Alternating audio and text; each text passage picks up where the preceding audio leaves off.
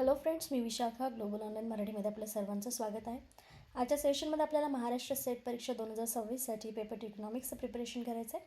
आणि या प्रिपरेशनमध्ये international economics या युनिटमधला टॉपिक बॅलन्स ऑफ पेमेंट, ज्याला व्यवहार तोल आपण मराठीमध्ये म्हणतो, सो या टॉपिकला समजावून घ्यायचं आहे. ठीक आहे. सो सुरुवात करूया आपल्या या टॉपिकला. सेशनला सुरुवात करण्याअगोदर एक इम्पॉर्टंट सूचना किंवा संधी आहे त्या स्टुडंटसाठी जे स्टुडंट्स यावर्षीची एक्झाम टार्गेट करत आहेत, म्हणजे 2026ची एक्झाम, त्यांच्यासाठी पेपर टू इकॉनॉमिक्ससाठी एक फुल कोर्स आम्ही घेऊन आलो आहोत. ज्या फुल कोर्समध्ये आम्ही तुम्हाला देणार आहोत संपूर्ण अभ्यासक्रम मॉक टेस्ट, संपूर्ण अभ्यासक्रम notes, video lectures plus live lectures, PYQs and paper 1 full course. तर या पूर्ण कोर्समध्ये तुम्हाला सगळं प्रिपरेशन करून घेतलं जाणार आहे. पेपर 1सुद्धा याच्यामध्ये कवर होणार आहे. या फुल कोर्सची फीस जी आहे ती 10,000 रुपीज आहे. 20% डिस्काउंट यावर मिळेल तुम्हाला. आणि इकडे दिलेल्या व्हॉट्सअप नंबरला मेसेज करून तुम्ही लगेचच या कोर्सला जॉईन होऊ शकता किंवा इन्क्वायरी करू शकता किंवा प्ले स्टोरवरून ग्लोबल ऑनलाईन नावाचा ॲप डाउनलोड करा. ॲपच्या सर्च बॉक्समध्ये जस्ट MSc इकॉनॉमिक्स सर्च करा आणि लगेचच आपल्या प्रिपरेशनला सुरुवात करा. ठीक आहे. येत्या 22 डिसेंबरला आपली न्यू बॅच स्टार्ट होते. सो या बॅचला तुमचं रजिस्ट्रेशन करण्यासाठी इकडे दिलेल्या नंबरवरती मेसेज करा. सो काय काय पॉइंट्स आपण कव्हर केले होते लास्ट काही सेशनमध्ये ते मी तुम्हाला सांगते. इथे बघा, आपण स्टार्ट केलं होतं की व्यवहार किंवा व्यापार तोल हा कोणत्या कोणत्या देशांशी कोणत्या कोणत्या मार्गाने होतो. तर त्याच्यामध्ये आपण बघितलं होतं की हा जो व्यापार आहे तो दृश्यमान वस्तू, अदृश्यमान वस्तू, भांडवली वस्तू यांच्या बाबतीत होत असतो. त्यानंतर आपण त्यांची डेफिनेशन जी किंडल बर्जर यांच्या मते जी बॅलन्स ऑफ पेमेंट्सची किंवा व्यवहार तोलाची एक व्याख्या दिलेली आहे, त्या व्याख्येला आपण बघितलं होतं, समजून घेतलं होतं.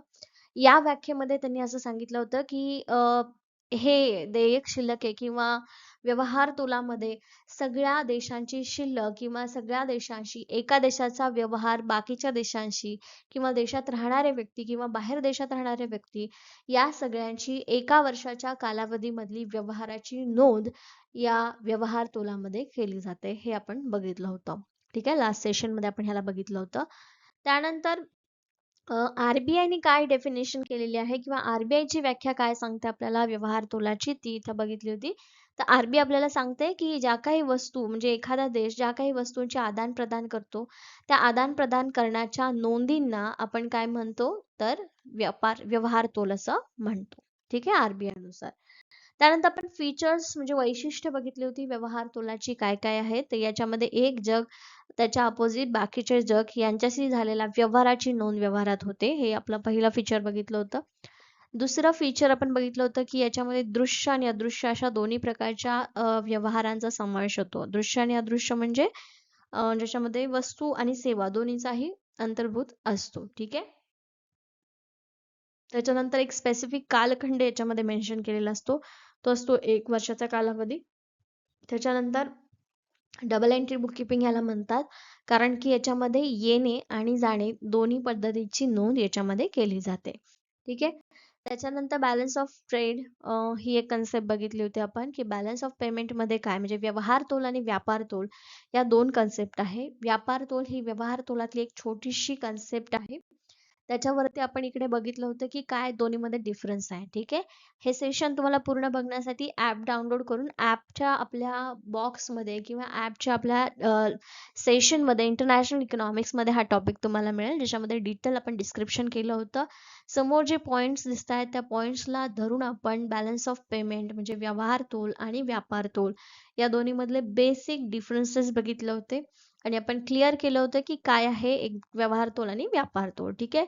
सो शॉर्ट मध्ये बघा, व्यवहार तोल ही संकल्पना व्यापक आहे, तर अरुंद अशी ही व्यापार तोल संकल्पना आहे.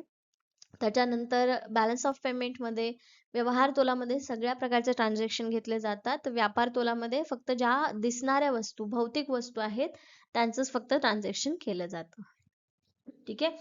त्याच्यानंतर व्यापार तोल हा नेहमी आपला पण ऍडजस्ट होत असतो, बॅलन्स होत असतो. तर इकडे व्यापार जो आहे तो काय होत असतो, कधी कधी अनुकूल तर कधी कधी प्रतिकूल होत असतो. हे आपल्याला बेसिक डिफरन्स आपल्याला बघायला मिळतात व्यवहार तोल आणि व्यापार तोलामधले. ठीक आहे. सो त्याचे काही खाली इकडे आपल्याला फॉर्म्युलेज दिले होते मी याच्यामध्ये, ते दिसतील तुम्हाला. त्यानंतर कशासाठी हे व्यवहार तोल राखणं किंवा व्यवहार तोलाची नोंद आपल्याला आवश्यक आहे, हे सुद्धा बघितलं होतं आपण. त्यानंतर बघितलं होतं की स्पेसिफिक असे जनरल बेसिक रूल्स काय आहेत. तर याच्यामध्ये बेसिक रूलमध्ये आपण बघितलं होतं की ज्या काही गोष्टी आपल्याला आपल्या अकाउंटमध्ये ऍड होतात त्यांना आपण काय म्हणतो, प्लस आयटम किंवा क्रेडिट बाजू म्हणतो. तर ज्या गोष्टींना आपण तेवढं म्हणजे ज्या गोष्टी आपल्या अकाउंट मधून वजा होत आहेत त्यांना आपण काय म्हणतो, डेबिट ट्रान्झॅक्शन म्हणतो. ठीक आहे, वजा ट्रान्झॅक्शन. तर दोन्ही बाजू असतात, इन्कम अँड आउटवर्ड. ठीक आहे, म्हणजे खर्च, एक्सपेन्स, इन्कम आणि एक्सपेन्स. त्याच्यानंतर आपण बघितलं होतं की व्यवहार तोलाचे कोणते दोन अकाउंट्स आहेत किंवा व्यवहार तोलाचे नेमके कोणते घटक आहेत ज्यावर व्यवहार तोल चालतो. त्याच्यामध्ये आपण हे मेन दोन खाती बघितली होती काल, चालू खाते आणि भांडवली खाते. चालू खात्यामध्ये वस्तूंचा व्यापार, सेवा, त्यानंतर हस्तांतरण, पेमेंटचं हस्तांतरण किंवा पैशाचं हस्तांतरण या गोष्टी बघितल्या होत्या. सो या सगळ्यांची नोंद आपल्याला चालू खात्यामध्ये बघायला मिळते आणि भांडवली खात्यामध्ये मग लोकांनी केलेली गुंतवणूक किंवा आपण केलेली गुंतवणूक, कर्ज, एखाद्या देशाने आपल्याकडून कर्ज घेतलं असेल किंवा आपण दुसऱ्या देशाला कर्ज दिलं असेल तर त्या सगळ्याची नोंद भांडवली खात्यामध्ये होत असते. ठीक आहे, राखीव खात्यामध्ये जो फ्युचर साठीचा जो खर्च आहे तो सगळं याच्यामध्ये लिहिला जातो. सपोज जर एखादा देश आहे म्हणजे इंडिया आहे, इंडियाने काय केलं, ह्या दोन्ही खर्चांपैकी जो काही हिशोब आपला उरलेला आहे, सपोज 1 करोड जर उरले असतील एक्झाम्पल, तर हे आपण या खात्यामध्ये दाखवतो. कारण हा आहे आपला भविष्य निर्वाह निधी. म्हणजे भविष्यामध्ये काही प्रॉब्लेम आले किंवा भविष्यामध्ये काही प्रोजेक्ट्स असेल त्याला पूर्ण करण्यासाठी हा निधी राखीव असतो. ठीक आहे, एरर्स आणि ओमिशन्स म्हणजे काय, की ज्या ठिकाणी आपल्याला एखाद्या देशाला कर्ज दिलं आणि तो देश आपल्याला कर्ज रिटर्न करण्यासाठी सक्षम नाही ठरला तर मात्र त्याच्याकडून आपल्याला काय करावे लागते, त्याच्याकडून लॉस आपल्याला बेअर करावा लागतो. तर त्या प्रकारच्या लॉसेसला आपण एरर किंवा ओमिशनच्या साईडला दाखवतो किंवा त्या अकाउंटमध्ये आपण दाखवतो. ठीक आहे, आता बघा याच्यामध्ये काय होईल, चालू खात्यामध्ये जर आपण एखाद्या देशाला कर्ज दिलं, ठीक आहे, भांडवली खात्यामध्ये आपण ते लिहिणार. तर भांडवली खात्यामध्ये आपण लिहिलं की रशियाला आपण कर्ज दिलेलं आहे 50 लाख किंवा 50 करोड आणि ह्याच्यामध्ये ते रशिया फेल ठरलं जर ते आपल्याला रिटर्न करायचं, तर त्याचा जो लॉस म्हणजे इकडे एंट्री आपली देण्याच्या एक्सपेन्सच्या लाईनला, डेबिटच्या लाईनला तर ती राहिली, पण मग आपल्याला क्रेडिट नाही होणार ते वापस. मग ते क्रेडिट न होणारी अमाऊंट आपण या अकाउंटमध्ये लिहितो. सो अशा पद्धतीने काय केलं जातं, या चारही अकाउंटमध्ये पूर्ण नोंदी ठेवल्या जातात की एखादा देश कोणत्या गोष्टींवरती डिपेंड आहे किंवा एखादा देश कोणत्या गोष्टी देतोय किंवा एक्सपेन्स करतोय. ठीक आहे, त्यानंतर करंट अकाउंट बॅलन्स. आता करंट अकाउंट बॅलन्स काय आहे, आता याच्यामध्ये बघा, करंट अकाउंट म्हणजे चालू खाते, चालू खाते. ठीक आहे, बॅलन्स म्हणजे आपली रक्कम जी बाकी आहे. ठीक आहे, आता याच्यामध्ये व्यवहार तोलामध्ये करंट अकाउंट मध्ये चालू खात्यामध्ये काय असतात, actual recipients payments in a short period. तर करंट अकाउंट मध्ये ज्या साईडला तुम्ही म्हणजे क्रेडिटच्या साईडला, क्रेडिट म्हणजे तुमच्या अकाउंटला काय गोष्टी जमा होणार आहेत यांच्या पावत्या. ठीक आहे, रिसिप्ट म्हणजे काय, येणे, पावत्या, अल्प कालावधीतील देयकांचं विवरण याच्यामध्ये लिहिलेलं असतं. कशामध्ये, चालू खात्यामध्ये. हे क्रेडिट साइड आहे. ठीक आहे, आणि हे आहे आपली डेबिट साइड. ठीक आहे, क्रेडिट म्हणजे प्लस, डेबिट म्हणजे मायनस. ठीक आहे, सो यामध्ये जेव्हा तुम्ही तुमचं अकाउंट लिहायला घेता त्यावेळेस जे रिसिप्ट असतात किंवा जे तुमचे काय म्हणतात, पैसे येणारे असतात ते तुमच्या क्रेडिट साईडला तुम्ही लिहिता. ठीक आहे, त्यामध्ये दृश्य आणि अदृश्य अशा दोन्ही वस्तूंच्या निर्यात आणि आयातीचे मूल्य समाविष्ट आहे.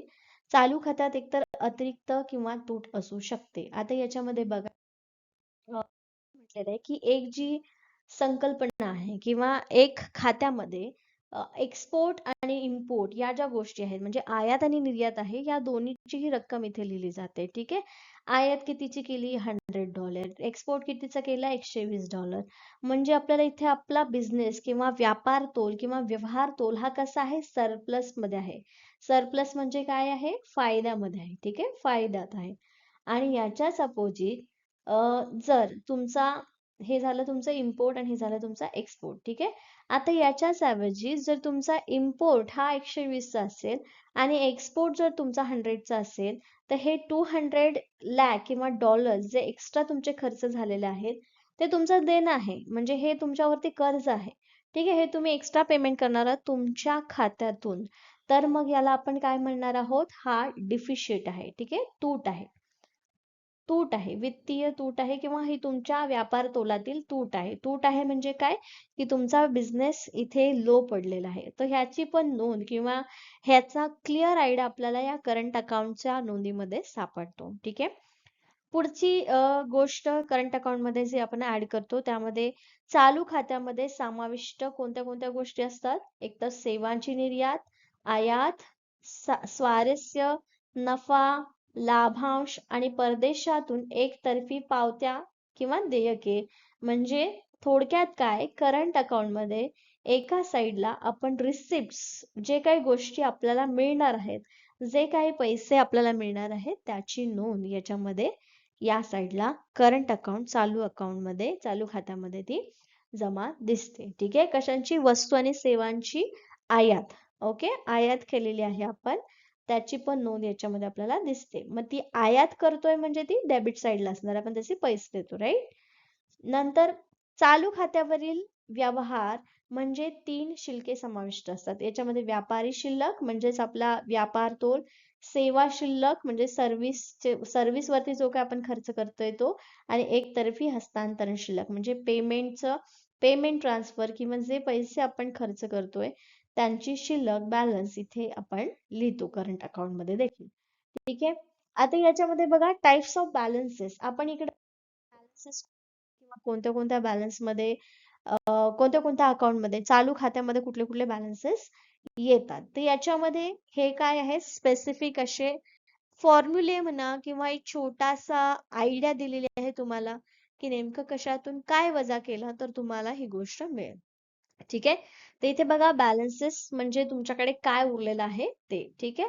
तर तुम्हाला ट्रेड बॅलन्स म्हणजे व्यापार बॅलन्स किंवा व्यापार तोल कसा काढायचा आहे तुम्हाला? एकतर मर्चंडीज यांच्यानुसार किंवा मर्चंडीज नुसार एक्सपोर्ट मायनस इम्पोर्ट. तुमचा एक्सपोर्ट जर 120 चा असेल आणि इम्पोर्ट 100 वस्तूंचा असेल तर तुमचं 20 हे काय असणार आहे? तुमचा एक्स्ट्रा असणार आहे. म्हणजे हे तुमचे काय आहे? एक्स्ट्रा पॉइंट्स आहेत, आपण असं कन्सिडर करूया. ठीक आहे. कन्सिडर करताना पॉइंट्स लक्षात घेऊया. 20 एक्स्ट्रा गुड्स तुम्ही एक्सपोर्ट केलेले आहेत. म्हणजे 100ला 100 रुपये जर खर्च झाले असतील तुमचे, तर 20 रुपये तुमच्या अकाउंट मध्ये एक्स्ट्रा आहेत ते तुम्हाला मिळालेले आहेत. ठीक आहे. सर्व्हिसेसच्या बाबतीत मग काय करावं लागेल? Exports minus imports of the service.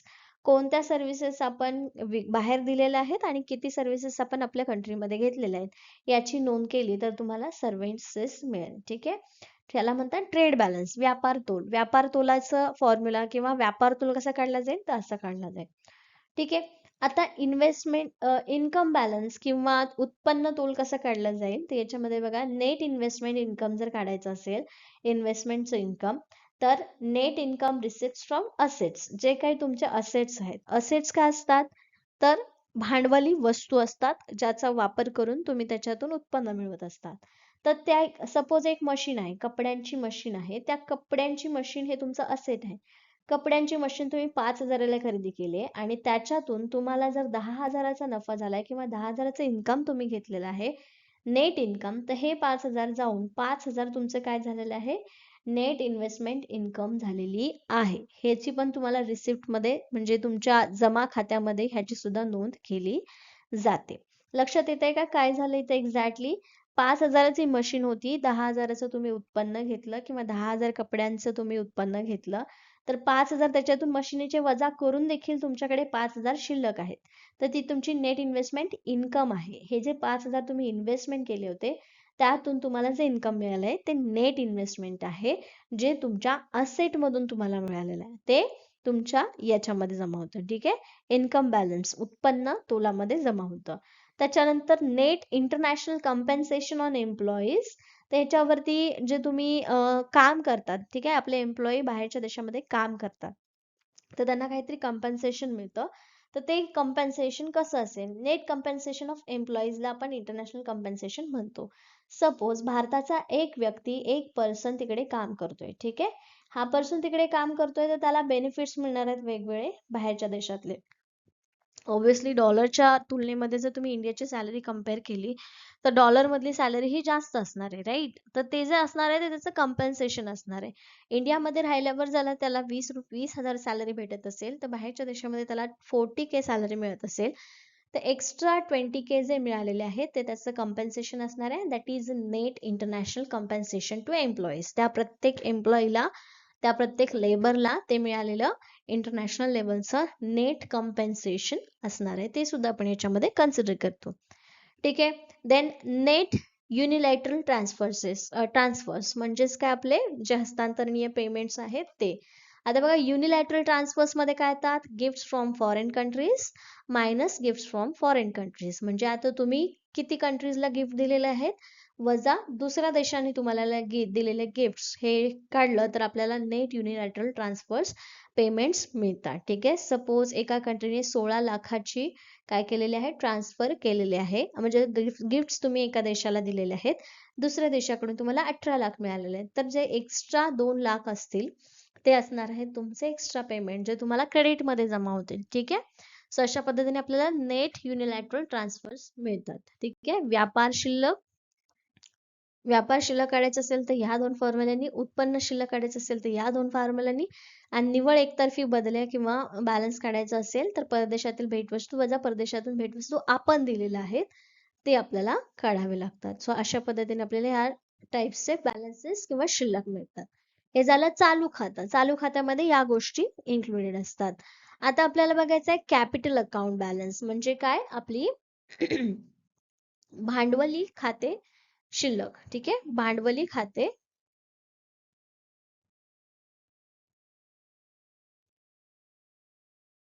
शिल्लक, okay.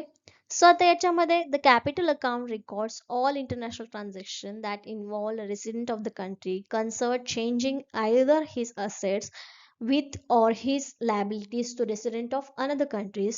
Transaction in capital accounts reflects the change in stock, either assets and liabilities, ठीक आहे. आता भांडवली खाते किंवा भांडवल याच्यामध्ये काय गोष्टी इन्क्लुडेड असणार आहेत? तर ऑब्व्हियसली एखादा व्यक्ती जर दुसऱ्या कंट्रीची मशीन वापरतोय असेट म्हणून,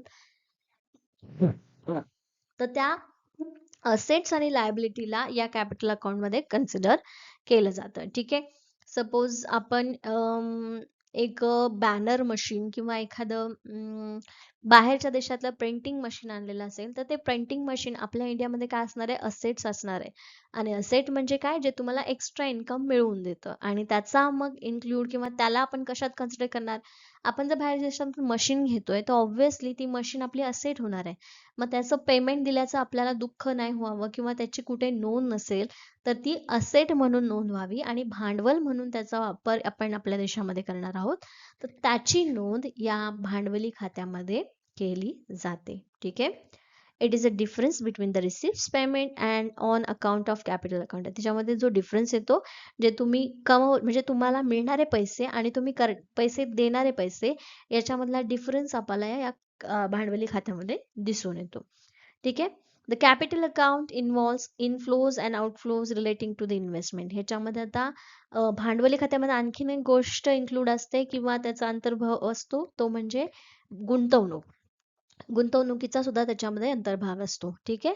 गुंतवणुकीमध्ये मग तुम्ही स्टॉक्स मध्ये गुंतवलेले असू देत किंवा शॉर्ट टर्म लोन्स असू देत, लॉंग टर्म लोन घेतलेले असू देत, मीडियम टर्म लोन असू देत, ह्या सगळ्यांची नोंद आपल्याला भांडवली खात्यामध्ये केलेली दिसते, ठीक आहे. याला भांडवली खाते म्हणतो. भांडवली खाते हे सर्व आंतरराष्ट्रीय व्यवहार नोंदवते ज्यात संबंधित देशाचा रहिवासी त्याच्या मालमत्तेसह किंवा दुसऱ्या देशाच्या रहिवाशासह त्याची जबाबदारी बदलत असतो. म्हणजे मशीनचं जे एक्झाम्पल आपण बघितलं त्यानुसार त्याचे इन्कम किंवा त्याचा स्टॉक मधील चेंज हा आपल्याला दिसत असतो, ठीक आहे.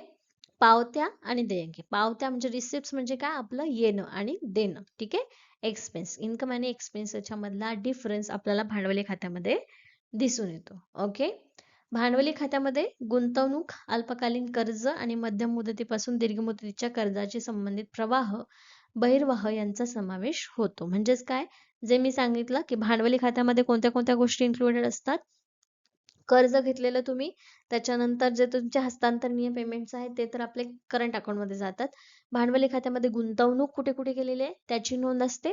समजा इंडियाने किंवा भारताने आपल्या काय केलेलं आहे, च्या एका कंपनीमध्ये इन्व्हेस्टमेंट केलेली आहे, तर त्या इन्व्हेस्टमेंटचा अंतर्भाव किंवा त्या इन्व्हेस्टमेंटची नोंद ही आपल्या भांडवली खात्यामध्ये केली जाते. किंवा नी आपल्या भारतातल्या एका कंपनीमध्ये इन्व्हेस्ट केली असेल तर त्याची पण नोंद भांडवली खात्यामध्ये केली जाते. आपण इंडियाने एखाद्या रशियाला किंवा एखाद्या आणखी एका देशाला लोन दिलेलं आहे 16 करोडचं किंवा 16 करोड लाखचं, तर त्यानुसार त्याची नोंद भांडवली खात्यामध्ये केली जाते. सो ह्या सगळ्यांची नोंद आपल्याला भांडवली खात्यात दिसून येते. ठीक आहे.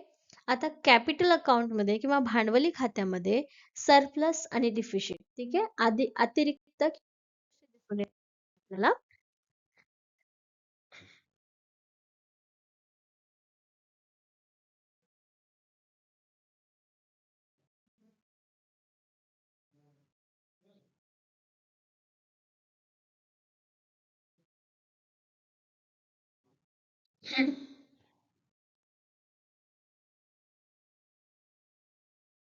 ठीक आहे.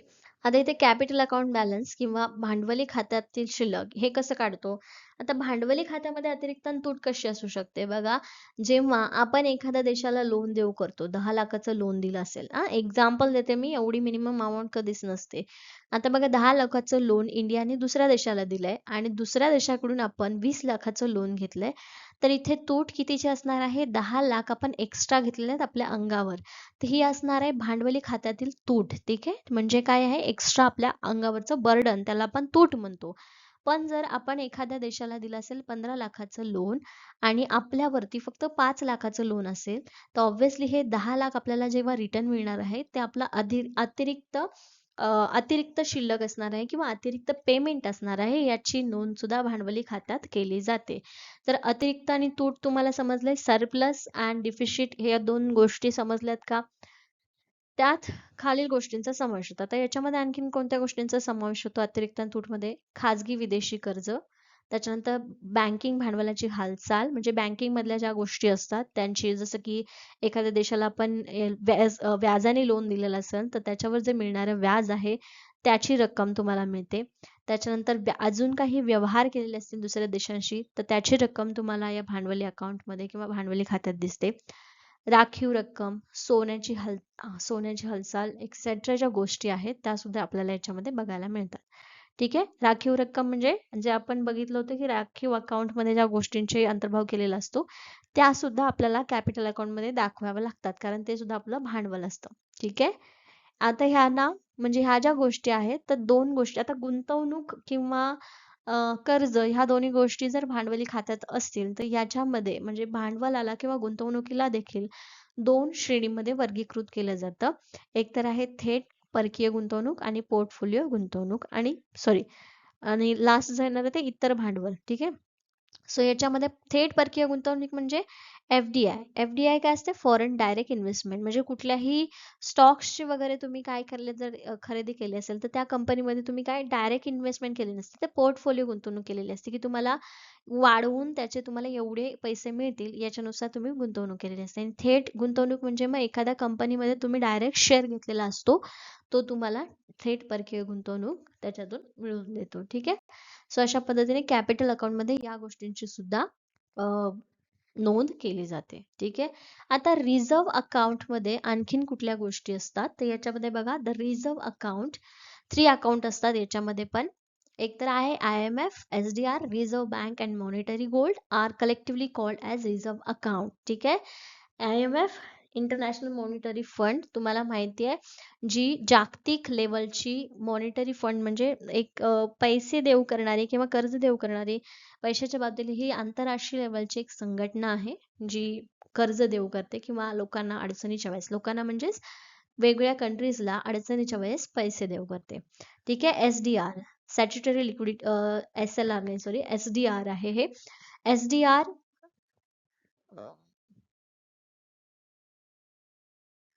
सो याच्यामध्ये 3 अकाउंटमध्ये IMF 3 अकाउंट्समध्ये IMF, SDR आणि रिझर्व्ह अँड मॉनिटरी गोल्ड असतात. सो याच्यामध्ये IMF जे आहे ते काय करतं, तर हे SDR जे आहेत त्यांना सप्लिमेंटरी इंटरनॅशनल रिझर्व्ह असेट्स म्हणून तयार करतो. म्हणजे IMF ने SDR तयार केलेला आहे सप्लिमेंटरी असेट्स म्हणून. असेट्स कशासाठी वापरले जातात?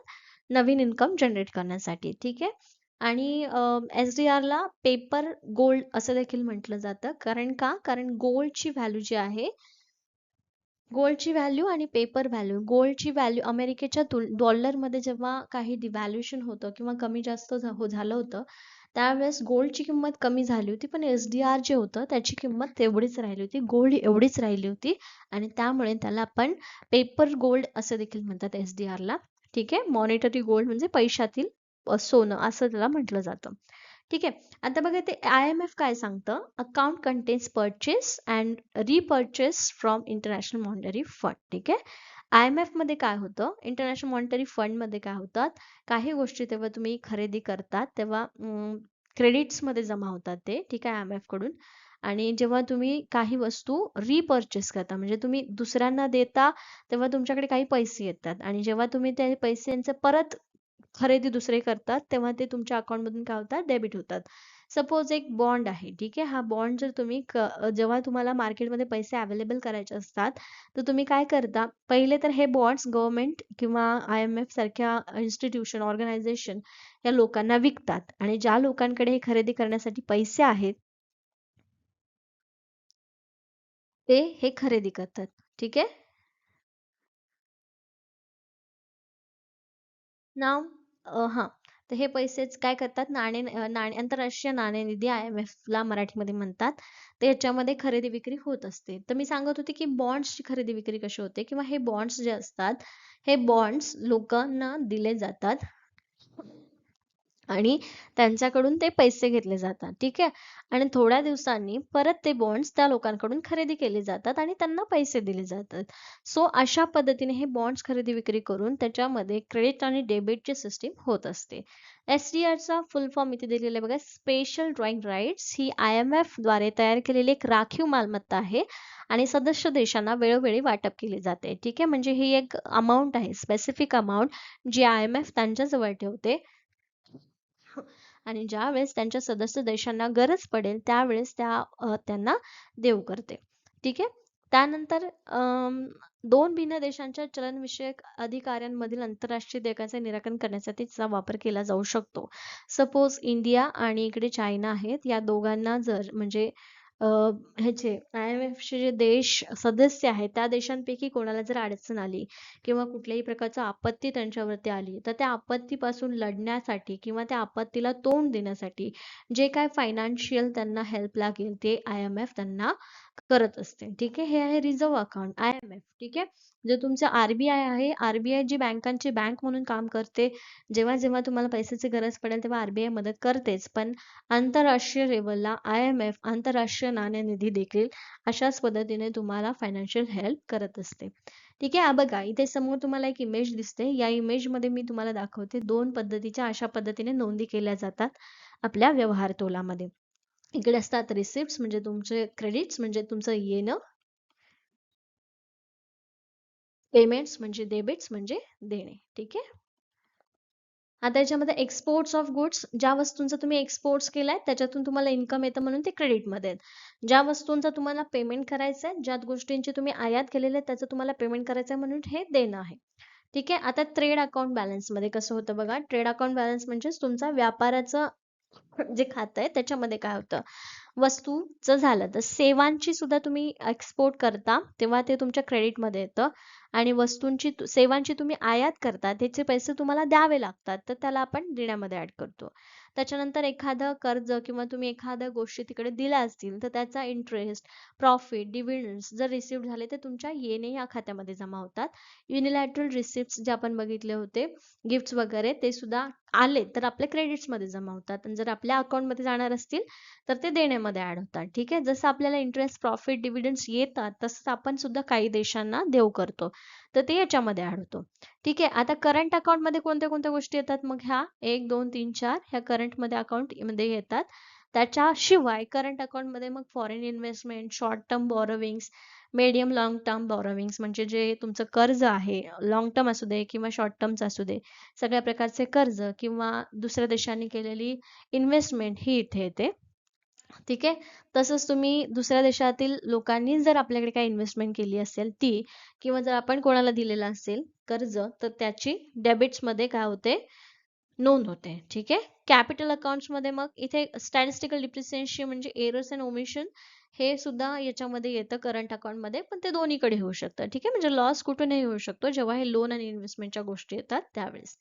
कॅपिटल अकाउंट मध्ये कशाची नोंद होते, change in reserves and change in plus झाले, म्हणजे चेंज अशी चेंज झाले ज्याच्या आपल्या फायनान्शियल स्ट्रेंथ वाढवली तर त्याला प्लस मध्ये येणार, आणि जर आपले फायनान्शियल स्ट्रेंथ कमी झाली तर त्याची निगेटिव्ह किंवा डेबिट्स मध्ये त्याची नोंद होणार. So total receipt is equal to total payments, म्हणजे तुमची टोटल इन्कम बरोबर तुमचं टोटल एक्सपेन्स जर झाला तर तुमची इकॉनॉमी किंवा तुमचं जे बॅलन्स ऑफ पेमेंट आहे, व्यवहार तोल आहे, तो चांगला आहे असं म्हटलं जातं. ठीक आहे, अशा पद्धतीने इथे नोंद केली जाते, हेच सांगायचं होतं. ठीक आहे, क्लिअर झालं हे? ठीक आहे, पुढचा पॉइंट बघूया. आता याच्यामध्ये disequilibrium in the balance of payment, म्हणजे तुमच्या व्यवहार तोलामध्ये जो समतोल आहे तो कसा ढासळतो. असमतोल म्हणजे नेमकं काय तुमच्या व्यवहार तोलामध्ये, तर बघा आता इथे एकतर आहे सरप्लस इन बीओपी, म्हणजे तुमच्या व्यवहार तोलामधला समतोल कसा राखला जातो, जेव्हा तुमचं क्रेडिट म्हणजे तुमचं येणं हे तुमच्या देण्यापेक्षा जास्त असेल, त्यावेळेस तुमचा बॅलन्स ऑफ पेमेंट किंवा तुमचा व्यवहार तोल हा कसा आहे, चांगला आहे किंवा सरप्लस आहे, तुमचा फायद्यात आहे. राईट, म्हणजे आता बघा तुम्ही काय करता, आपण जेव्हा आपलं आमदनी 98 खर्च रुपया असं जेव्हा असेल, त्यावेळेस तुमचा व्यवहार तोल हा तुमच्या अर्थव्यवस्थेसाठी घातक असतो किंवा चुकीचा असतो किंवा तो तुमच्यासाठी चांगला नसतो. पण ज्या वेळेस तुमची आमदनी 1 रुपया असेल आणि तुमचा खर्च 50 रुपये किंवा 50 पैसे असेल, त्यावेळेस 50 पैसे तुमचे सेव्हिंग्स होतात. म्हणजेच काय, तुमचं क्रेडिट, तुमचं इन्कम हे जास्त आहे, तुमच्या देशाचं क्रेडिट जास्त आहे डेबिट पेक्षा, म्हणजे तुमचं व्यवहार तोल चांगला आहे तुमच्या इकॉनॉमीसाठी. याचाच अपोजिट डिफिशिट म्हणजे काय, तूट किंवा जे तुमचं मायनस आहे ते कधी होईल, जेव्हा तुमचं येणं हे तुमच्या देण्यापेक्षा कमी असेल. ठीक आहे, तर तिथे तुमचा बॅलन्स ऑफ पेमेंट किंवा व्यवहार तोल हा डिफिशिट, तूट असणार आहे. ठीक आहे, तिथे तुम्हाला कमी म्हणजे निगेटिव्ह इम्पॅक्ट दिसून येतो. ठीक आहे, लक्षात राहील. असमतोल कुठे दिसून येतो, जेव्हा इन्कम पेक्षा खर्च जास्त असेल तेव्हा तुमचा व्यवहार तोल हा तुमच्या इकॉनॉमीसाठी कसा असणार आहे, घातक असणार आहे, तूट असणार आहे. ठीक आहे, पण जेव्हा तुमचं क्रेडिट जास्त असेल तुमच्या डेबिट पेक्षा, तर तुमचं बॅलन्स ऑफ पेमेंट इथे कसं असणार आहे, चांगलं असणार आहे, सरप्लस असणार आहे. जर बॅलन्स ऑफ पेमेंट मध्ये credit is equal to debit असेल तर नो प्रॉफिट नो लॉस प्रमाणे बॅलन्स्ड तिथे व्यवहार तोल तुमचा असणार आहे. ठीक आहे, आता हे जे डिसइक्विलिब्रियम आहेत किंवा असमतोल आहेत तुमच्या व्यवहार तोलामध्ये, ते कशामुळे होतात किंवा त्याचे जर आपण नोंद घेतली किंवा त्याच्याबद्दल जर आपण विचार केला, तर बघा याच्यामध्ये चक्रीय चढ उतार जे आहेत, म्हणजे व्यवहारमध्ये कधी मंदी येते कधी तेजी येते, याच्यामुळे काय होतं तुमचं.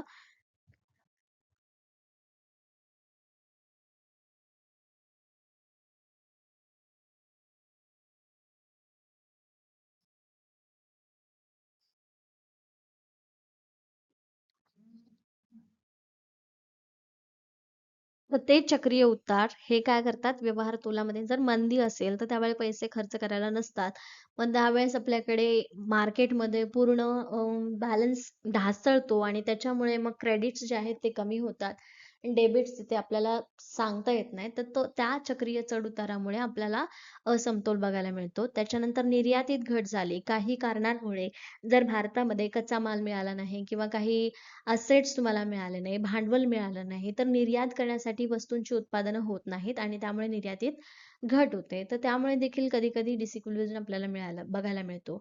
आर्थिक प्रगती आपली स्टॉप होते कधी-कधी. मंदी असेल तर त्यावेळेस काय होतं, अर्थव्यवस्थेमध्ये जास्त पैसे खर्च केले जात नाही आणि त्यामुळे देखील मग आपल्याला असमतोल व्यवहार तोलामध्ये बघायला मिळतो.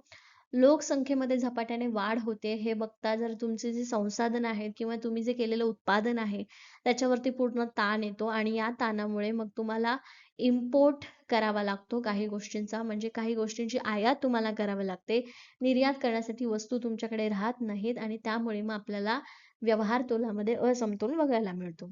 त्याच्यानंतर संरचनात्मक बदल काही झाले, काही टॅक्सेस मध्ये चेंज झाले, काही कंट्रीज व्यापाराविषयीच्या ज्या हे आहेत, गोष्टी आहेत किंवा पॉलिसीज आहेत, धोरणं आहेत, ती जर बदलली तर ती समजून घेईपर्यंत किंवा ती इम्प्लिमेंट करेपर्यंत जो गॅप जातो, त्या गॅपमुळे अर्थव्यवस्थेमध्ये आपल्याला व्यवहार तोलात असमतोल बघायला मिळतो.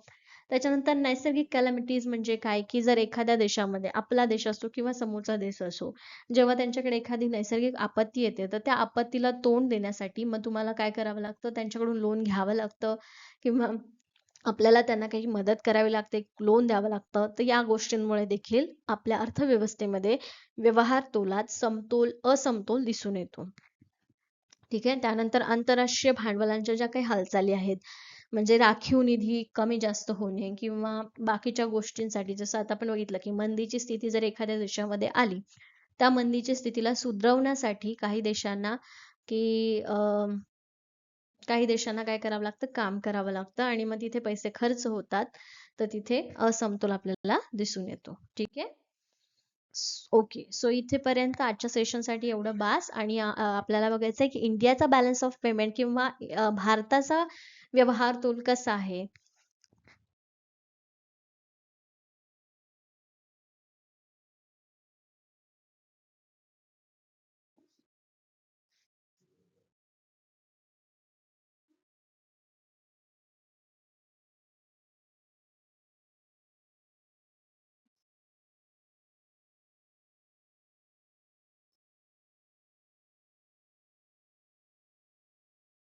तर याच्यामध्ये मी थोडेसे डिटेल्स दिलेले आहेत की भारताचा व्यवहार तोल कसा आहे.